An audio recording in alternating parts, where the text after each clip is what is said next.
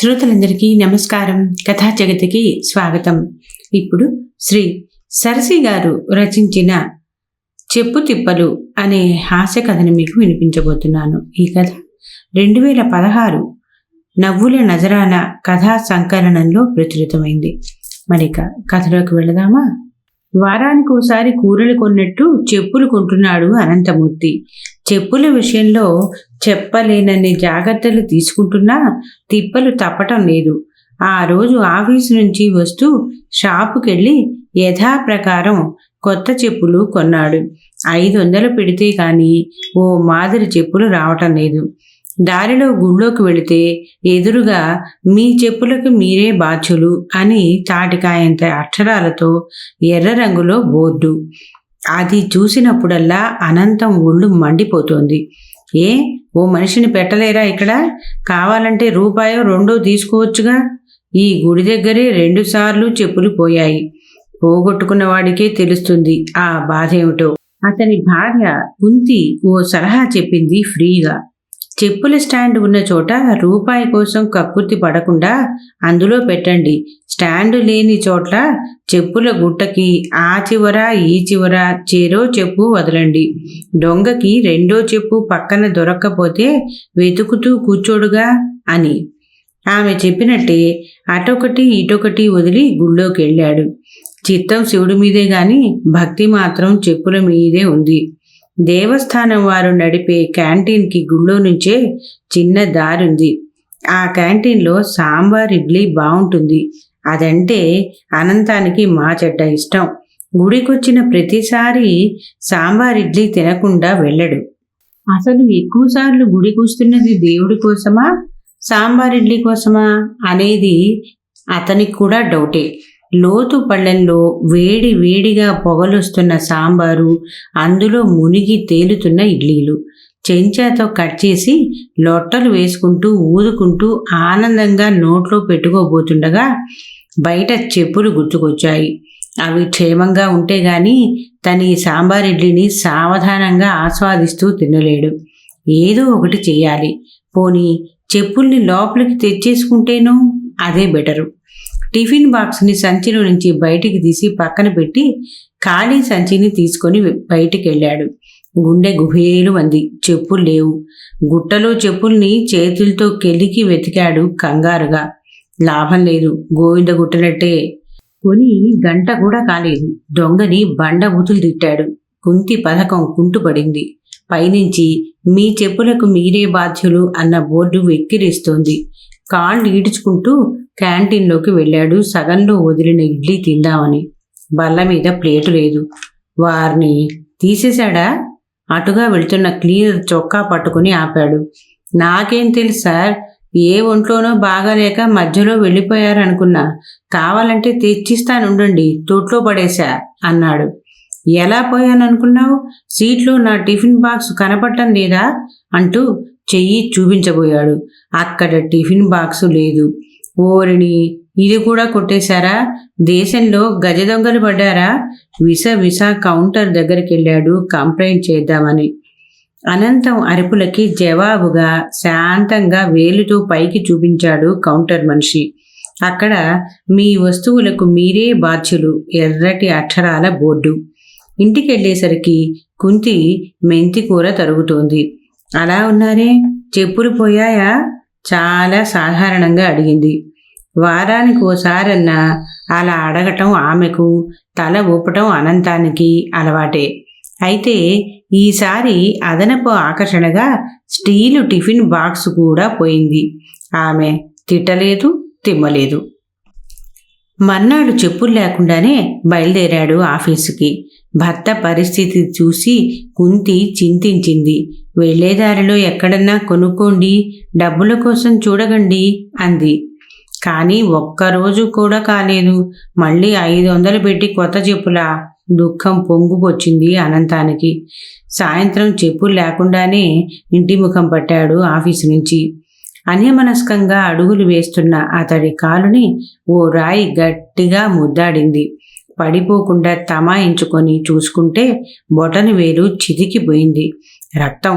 కుంటుకుంటూ road పక్కకెళ్ళి cement bench మీద కూర్చున్నాడు. అప్పటికే దారిన పోయే ఓ దానయ్య అక్కడ కూర్చున్నాడు చంటి పిల్లాన్ని ఒళ్ళో పెట్టుకుని. అయ్యో, చెప్పులేసుకోకుండా నడుస్తున్నారేమిటండి అన్నాడు. చెప్పుల ఎపిసోడ్ అంతా చెప్పలేక కళ్ళు మూసుకొని వెనక్కి వాలాడు అనంతం. ఈలోగా దానయ్య, చిచి వెధవ, పంచె తడిపేశావు అంటూ చంటాన్ని ఒక దెబ్బ కొట్టి వాణ్ణి బెంచి మీదకి మార్చాడు. అనంతం కళ్ళు తెరిచాడు ఆ కేకలకి. ఇందాక మీ చేతికన్నా ఇచ్చాను కాదు వీణ్ణి, మీ కాలు తడిపితే కనీసం యాంటీబయాటిక్ అయినా పనిచేసి ఉండేది అంటూ వర్రీ అయ్యాడు డిపి దానయ్య. అప్పుడు ఎప్పుడో తిరుపతి కొండకి నడిచొస్తామని కుంతి మొక్కుకుందట. కొండెక్కేటప్పుడు చెప్పులు లేకుండా ఎక్కాలంది. చెప్పులు లేకుండా నడవటం అనంతానికి కొత్తేం కాదు. తిరుగు ప్రయాణంలో రైలు రేణిగుంటలో ఆగింది. పండ్లు కొనటానికి కిందికి దిగి కదిలే రైలు ఎక్కుతుంటే చెప్పు ప్లాట్ఫారంకి రైలుకి మధ్య నుంచి కింద పడిపోయింది. ఒంటి చెప్పుతో లోపలికి వచ్చిన భర్తను చూసి అర్థం చేసుకున్న అర్ధాంగి, ఆ ఒకటి ఏం చేసుకుంటారు, దాన్ని కూడా కిందికి పడేస్తే దాని జత వెతుక్కుంటుంది, దొరికిన వాళ్ళు రెండూ వాడుకుంటారు అంది. వద్దులే, ఎడం చెప్పు కదా, దాస్తా, ఏదైనా పబ్లిక్ మీటింగ్కి వెళ్ళినప్పుడు పనికొస్తుంది అంటూ పేపర్లో చుట్టి బ్యాగ్లో పెట్టాడు. ఊర్లో దిగగానే దారిలో కొత్త చెప్పులు కొన్నాడు. ఆఫీసులో కొలీగ్ కోటిలింగం అడిగితే, అవును కొత్తవే, కరుస్తున్నాయి అన్నాడు. కుక్క చర్మంతో చేశారేమో జోక్ చేశాడు అతను. పోకుండా ఉండాలంటే 2 ఉపాయాలు చెప్పాడు కోటిలింగం. ఎరుపు రంగు తీసుకొని పట్టీల మీద అక్కడక్కడ పుయ్యాలి, లేకపోతే ఎక్కడా వదలకుండా మెడలో తాడు కట్టుకొని వేలాడేసుకోవాలి అని. అందరికీ లోకువైపోయా అనుకున్నాడు అనంతం. ఈలోగా అసిస్టెంట్ వీరేష్ వచ్చి, రండి సార్, మీటింగుకి టైం అవుతోంది అన్నాడు ఫైల్ చేత్తో పట్టుకొని. అనంతం ముందు నడుస్తూ ఉంటే అసిస్టెంట్ వెనకే నడుస్తున్నాడు. మీటింగ్ హాలుకి చేరబోతుండగా వెనక నుంచి అతడు వేసిన కాలు అనంతం చెప్పు మీద పడి తెగిపోయింది. ఏ చూసుకోలేవా, గుడ్లు ఉరిమాడు. ఒక్క క్షణం బిక్కచచ్చిపోయినా వెంటనే తేరుకొని, మీ అడుగుజాడల్లో నడుస్తున్నాను సార్ అన్నాడు అసిస్టెంట్ వినయంగా. అఘోరించకపోయావు, ఇప్పుడెలా, అవతల టైం అవుతోంది, పిన్నీస్ ఏమన్నా ఉందా? వీరేష్ గోడ వైపుకు తిరిగి చొక్కా పైకెత్తాడు. ఊపిరి పీల్చి పంట్లంలో చెయ్యి పెట్టి మొలతాడు బయటికి తీశాడు. దానికి వేలాడుతున్న పిన్నీసుల కట్టలో నుంచి ఒకటి తీసిచ్చాడు. అనంతం కుస్తీ పట్టి చెప్పుని తాత్కాలికంగా రిపేర్ చేసి తొడుక్కున్నాడు. సార్, మీరేమీ అనుకోకపోతే రేపు ఈ పిన్నీసు తెచ్చి ఇచ్చేయగలరా, మా ఆవిడది తిడుతుంది అన్నాడు వీరేష్ వినయంగా. ఏమిటి పిన్నీస్కే? వర్రీ కాకు వీరేష్, తప్పకుండా మరిచిపోకుండా భద్రంగా తెచ్చిస్తా, రాత్రి నిశ్చింతగా నిద్రపో అన్నాడు అనంతం అతని భుజం మీద చెయ్యి వేసి. మర్నాడు చెప్పులు లేకుండా ఆఫీస్కి వెళుతున్న భర్తని చూసి కుంతి మళ్ళీ చింతించింది. ఉండండిక్కడే అంటూ ఏదో గుర్తుకొచ్చిన దానిలా పెరటి వైపు వెళ్ళి గోడ మీద నుంచి పక్కింటావిడని పిలిచింది. వదినగారు, ఏమీ అనుకోవద్దు, అన్నయ్య గారి పాత చెప్పులే ఉన్నాయా? ఉన్నాయమ్మా, పాత అప్పులు తీర్చకపోబట్టే గదా కొత్త అప్పులు పుట్టడం లేదు, ఇబ్బందిగానే ఉంది అంది మొహం ఇలా పెట్టుకొని. అయ్యో, అప్పులు కాదు వదినా, చెప్పులు, పాత చెప్పులేమన్నా ఉన్నాయా అని అంది కుంతి అరుస్తున్నట్లు. చెప్పులా? చెప్పులు కూడా అప్పులా తల్లి అంటూ సణుక్కుంటూ ఓ గోనె బస్తా తెచ్చి గోడ మీద పెట్టింది ఆవిడ. ఇంట్లోకి తెచ్చి చూస్తే వాటిల్లో 2 జతలు కాస్త బాగున్నాయి. ఆ రెండింటిలో కూడా ఒకదానికి ఎడం చెప్పు తెగిపోతే ఇంకో దానికి కుడిది చిల్లుపడింది. ఆ కుడి ఈ ఎడమ తీసి కుడి ఎడమైతే పొరపాటు లేదు అనుకుంటూ భర్తకిచ్చింది. ఎలా వేసుకొని 2 డిజైన్లు రోడ్డు మీద నవ్వుతారు. అనంతం దీనంగా చూశాడు. మరేం పర్వాలేదు, ఎక్కువసేపు ఎక్కడా నిలబడకండి, ఆఫీస్కి వెళ్ళిపోయారంటే బల్లచాటునేగా కాళ్ళు పెట్టుకునేది అంటూ పాత బట్టతో దుమ్ము దులిపి అతని కాళ్ల ముందు పెట్టింది 2 చెప్పుల్ని. ఆ సాయంత్రం ఒక అతను తలుపు కొట్టి, ఇన్సూరెన్స్ కంపెనీ నుంచి వచ్చాను సార్, మీ ఆఫీస్కి వెళ్తే చెప్పారు మీ చెప్పులు ఇన్సూరెన్సు చేస్తారేమోనని. ఏడాదికి 5,000 ప్రీమియం కడితే చాలు సార్, మీకు ఎప్పుడు చెప్పులు పోయినా కొత్త వాటికి డబ్బులిస్తాం అన్నాడు. 5,000 నాయనా? ఆ ప్రీమియం డబ్బుతో 10 జతలు కొనుక్కోగలను, వెళ్ళిరా అంటూ తలుపు వేసేశాడు. రైల్లో వెళ్ళేటప్పుడు చెప్పులు పోతాయేమోనని వాటిని బెర్తు మీదే తల దగ్గర పెట్టుకుని పడుకునేవాడు. మధ్యరాత్రి బాత్రూంకి వెళ్లాల్సి వస్తే వేరే వాళ్ల చెప్పుల్లో దొరికినవేవో వేసుకెళ్ళి మళ్లీ తెచ్చి పెట్టేసేవాడు చీకట్లో. ఓ రోజు ఆఫీస్ నుంచి ఇంటికి చేరిన భర్తకి వేడివేడి కాఫీ ఇస్తూ, ఏమండి, మీకోసం ఈరోజు ఏం కొన్నానో తెలుసా అంటూ వెనక నుంచి చెక్క పావుకోళ్లు తీసి చూపించింది కుంతి. మీరింక వీటిని అలవాటు చేసుకుంటే మంచిదండి. చెప్పులు మీకు అచ్చి రావటం లేదు కదా, ఇవి వాడితే మీ గ్రహ దోషాలన్నీ పోతాయి. పూర్వం ఋషులు ఇవే వాడేవారు అంది. వీటితో పాటు కమండలం, కాషాయం గుడ్డలు, హిమాలయాలకి టికెట్టు కూడా కొనకపోయావా అన్నాడు అనంతం గుర్రుగా. చెప్పుల్ని మనం ఎలా చూస్తున్నాం?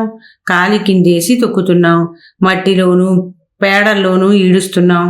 చెప్పుతో కొడతా, చెప్పు తినే కుక్క అంటూ తిడుతున్నాం. ఇక్కడ మూత్రం చేయరాదు అని రాసి చెప్పుని తాడుకి వేళ్లాడగడుతున్నాం. ఇంత హీనంగా చూస్తే చెప్పులకు కోపం రాదా? అందుకే అవి ఇలా కక్ష తీర్చుకుంటున్నాయి.